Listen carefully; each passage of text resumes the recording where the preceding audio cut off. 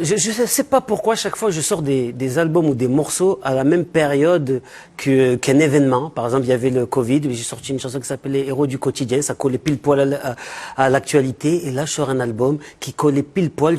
Mais presque, je dirais que la dissolution a boycotté ma promo à la sortie de mon album parce qu'on ne m'a parlé que de politique. Mais en fait, c'était un peu ce que je ressentais. Vous en parlez. Ouais. C'est vous qui en parlez.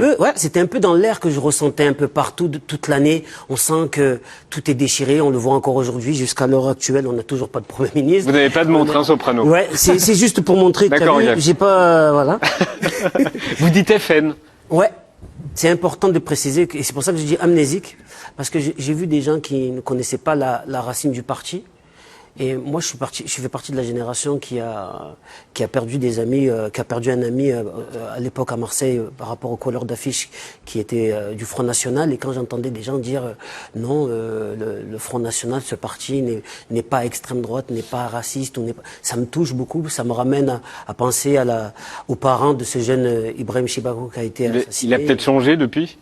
Ouais, je sais pas, moi je parle de la racine, j'ai dit FN, RN, après c'est encore un gros débat, même si on a eu quelques mois là où on a vu que beaucoup d'élus ont fait des magnifiques bourdes et qui ont prouvé que je pense que je n'ai pas trop tort sur mes propos et je continue à défendre que tous ceux qui diront qu'il faut diviser les gens, ben moi je serai devant eux pour leur dire non, on peut vivre ensemble. C'est difficile d'être libre? D'avoir son libre arbitre, c'est ça qui compte, de penser par soi-même.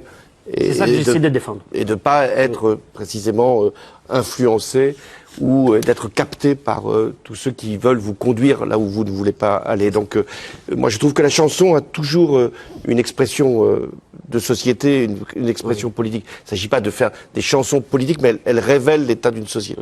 Et quand vous appelez plutôt à la réunion, à la cohésion et à se regarder ensemble, je pense que vous faites de la politique, mais dans le meilleur sens du terme.